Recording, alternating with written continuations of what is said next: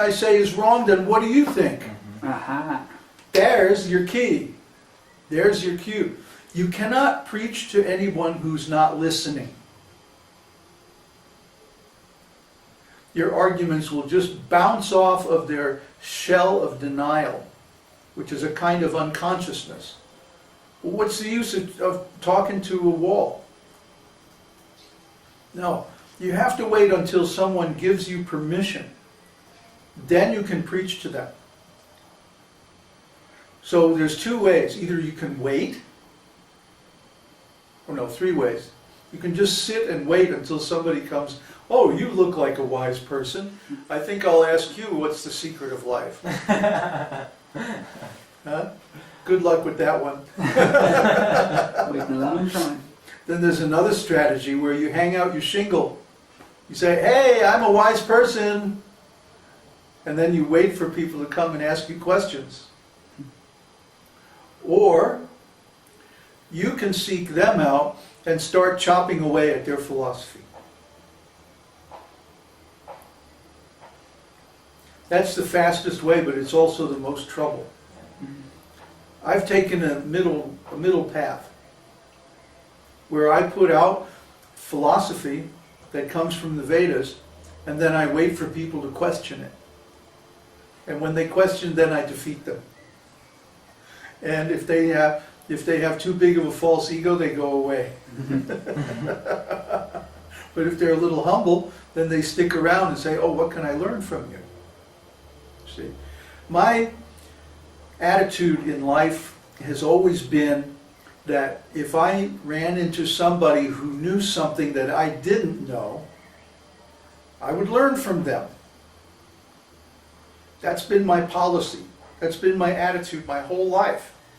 It doesn't matter if I like you or I don't like you, or whether I might disagree with you about something else or whatever.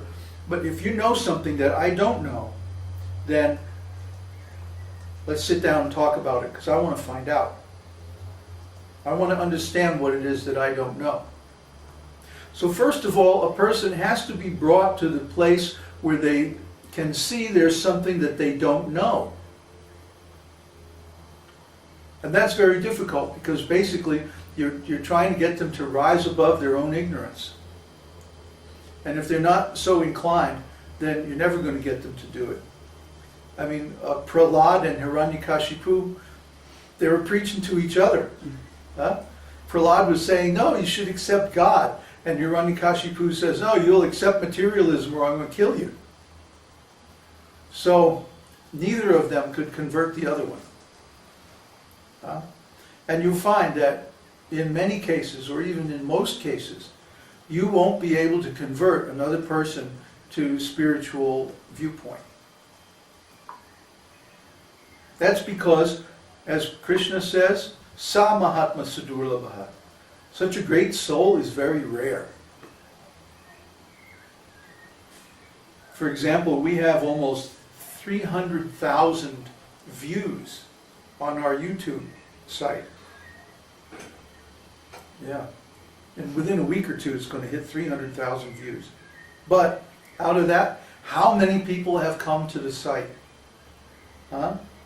Maybe 30,000, maybe 1 out of 100, or 1 out of 10 or so comes to the site. And out of them, how many actually register and get on the forums? Maybe another 1 out of 100. And out of them, how many stick around and actually become students and, start going through the whole program? And maybe another 1 out of 100. So that's 1 out of about 10,000 or less. So we can understand this philosophy is only for the most intelligent people. It's only for the people who have a real need for it. It's only for people who have enough pious activities in their background that they have the karmic qualifications to receive it. It's not for everybody, in other words. So don't expect, if you're the average person, if you have less than 10,000 friends, it's pretty much the odds are you're not going to find anyone that you know who is ready for this philosophy. Unless your friends are very highly qualified. So, the odds of finding a person to preach to easily are very low. You have to pretty much go out there and beat the bushes before you're going to find anybody who wants to hear about this philosophy. Most of the people that you'll be talking to don't want to hear about it. They think they already know. They've been told their whole life that they already know the secret of creation. It's just the Big Bang and then random evolution. We all evolved from swamp scum by random mutations. Yeah, right. It's a foolish philosophy. But most people are fools, so they accept it. They don't even bother to question it, even though it has so many impossible assumptions. But they're used to getting this incomplete knowledge. Here you go. But so many people are used to being given this artificial, incomplete knowledge that they think this is the way and the only way knowledge is. This is the only kind of knowledge that we can perceive and receive. They think, because science always has to add that they don't know the absolute truth, because they can only gain their knowledge from material and natural observation, they think that's the nature of everything you can't really know.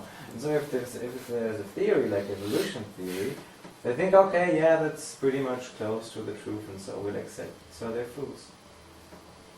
They accept some faulty knowledge, and they know it, that it's faulty. You really should get up and turn towards the camera. Well, You're going to talk. You're going to give lectures.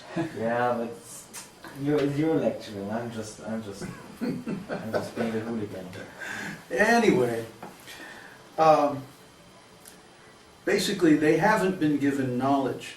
They've been given opinions. Well, what's the cause of the human race? Oh, evolution.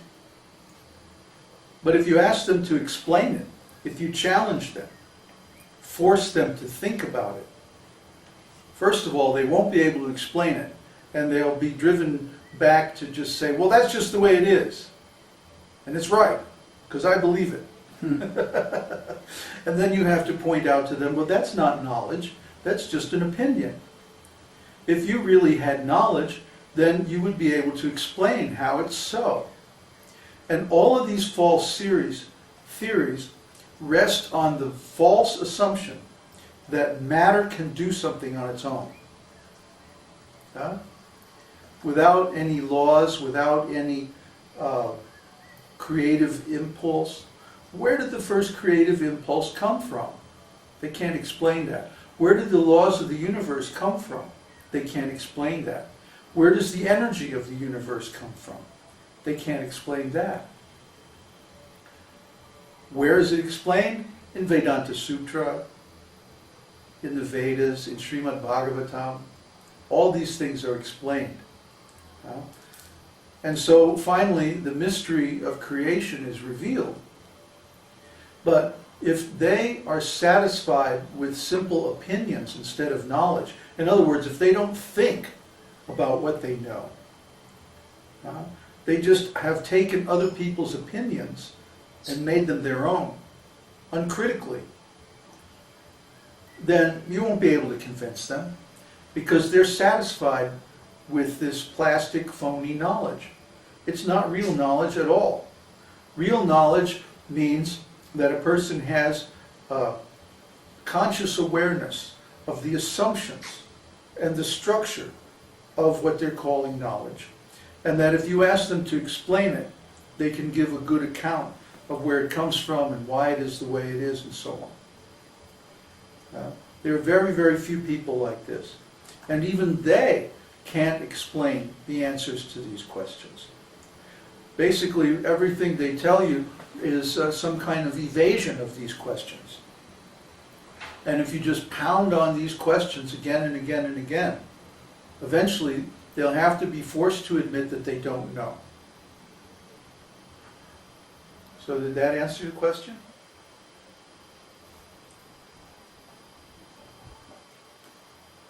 Whose question was that? Andrej. Andrej. Oh, I'd say it's answered. That was a good Oh yes. Oh, yeah. Any other questions?